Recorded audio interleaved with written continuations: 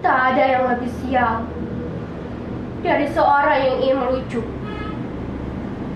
tapi sama sekali tak lucu. Jangankan orang lain tertawa, saya sendiri pun tak tertawa oleh lelucon saya.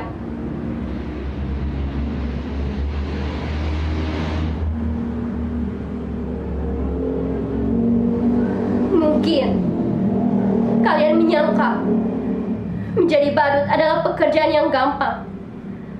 Tinggal bertingkah kocak, maka orang akan tertawa. Bila kalian menjadi saya, kalian akan mengerti. Tak gampang membuat orang tertawa. Apalagi ketika kamu sedang tidak ingin tertawa.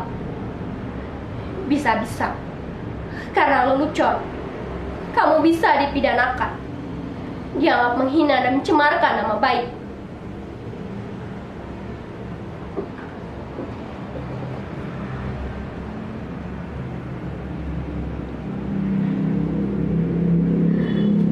Kawan baik saya, seorang pelawak, dipenjara hanya karena membawakan lelucon yang kemudian dianggap menghina.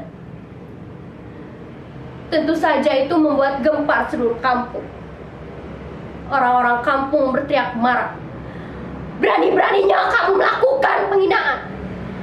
Azan subuh jam 10 pagi. Dasar orang aneh, orang kafir.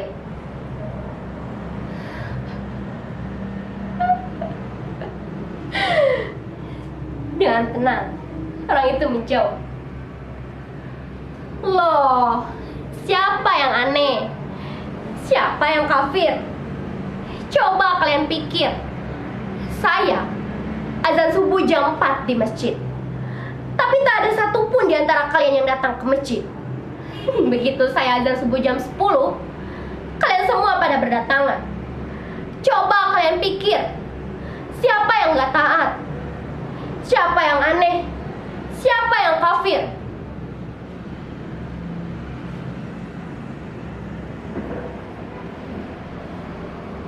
Hanya karena berbeda menjadi bermusuhan. Sekarang orang sepertinya senang bertengkar. Pertengkaran menjadi komoditi, diperjualbelikan, bahkan diberi pembenaran atas nama keyakinan. Ayat-ayat digunakan untuk kepentingan kekuasaan. Makanya sekarang ini susah membuat orang tertawa. Saya menjadi badut meneruskan ayah saya. Dulu ayah saya seorang badut. Karena bapak saya badut, saya pun jadi badut. Sekarang kan sedang ngetren anak meneruskan orang tuanya. Bapaknya jadi presiden, anaknya nyalon pengen jadi presiden. Gading, anaknya nyalon jadi gubernur. Bahkan ada yang nyalon jadi wali kota.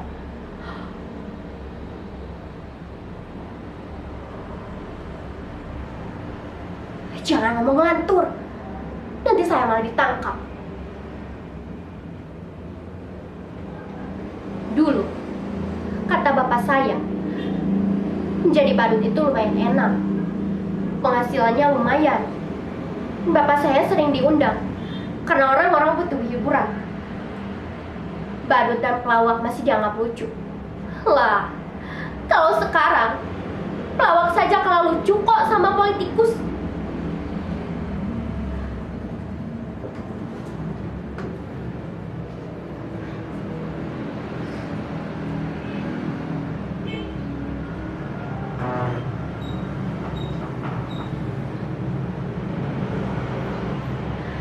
Aduh,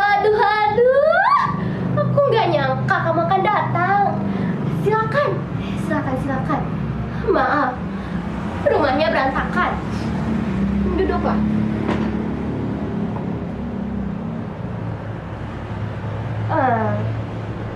Kamu mau minum apa? Atau mau makan? Kamu nggak haus? Nggak lapar. Syukurlah, kebetulan saya tak punya apa-apa. Tapi, bisa kau pesen GoFood? Tapi, kamu yang bayar ya.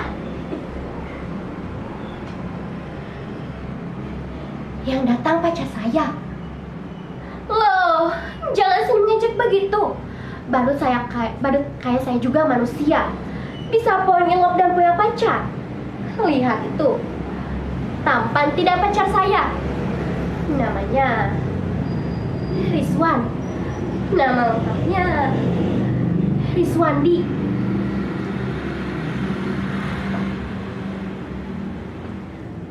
Terima kasih abang mau menemui saya. Saya kira abang sudah melupakan saya. Terima kasih abang masih ingat pada saya. Abang pasti kangen. Iya, tentu saja. Saya juga. Rindu itu berat. Kamu gak akan kuat. Biar aku saja. Aku kira kamu sudah tidak mau dengan saya. Katanya kamu sudah punya pacar baru, lebih cantik, lebih kaya. Tapi percayalah, apapun yang terjadi, saya tetap mencintai kamu. Sumpah I love you, I miss you. Boleh aku peluk? Boleh aku cium?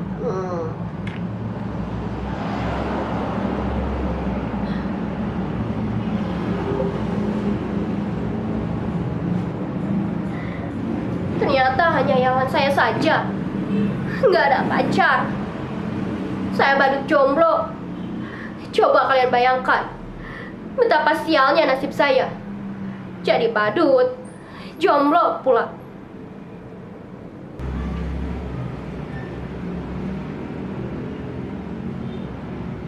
Kenapa kalian menatap saya seperti itu? Apa ada yang aneh dengan saya? Sudah saya katakan, saya ini orang yang sial. Tapi nasib memang aneh. Nasib selalu punya kejutan-kejutan yang tak pernah saya duga. Kalian lihat penampilan saya. Begitu keren kan? Sekarang saya berpakaian bagus. Tapi sebenarnya saya tetaplah seorang badut. Saya sama sekali tak pernah memimpikan hal ini sebelumnya. Tapi barangkali inilah takdir saya.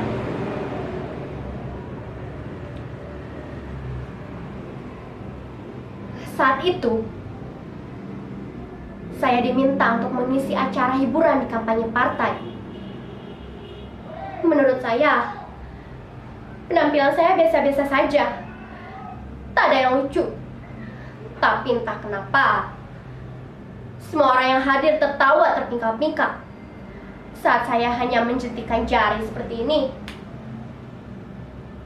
Semua orang langsung tertawa saat saya hanya menggoyangkan bokong seperti ini.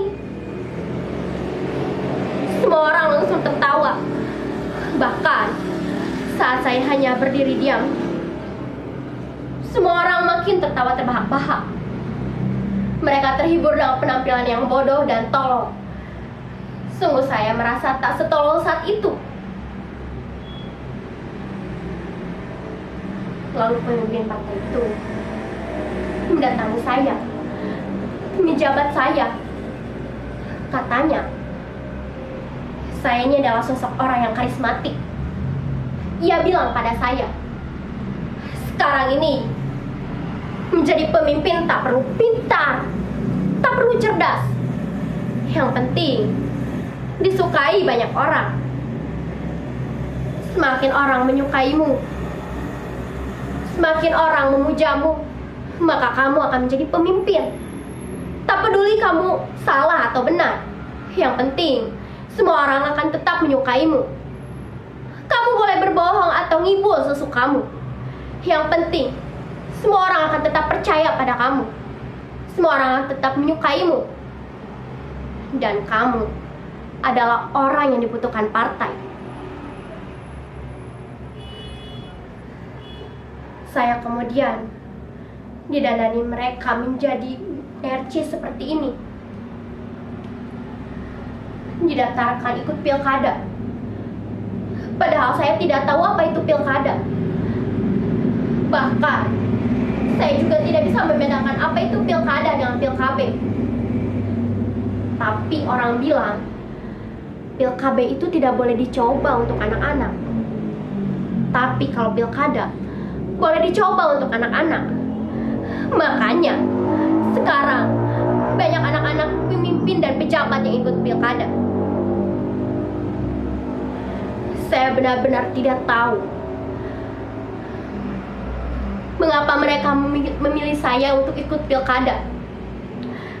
Jangankan ijazah pun tak punya. Tapi mereka bilang, sudah tenang. Jangankan ijazah, kebenaran pun bisa dipalsukan.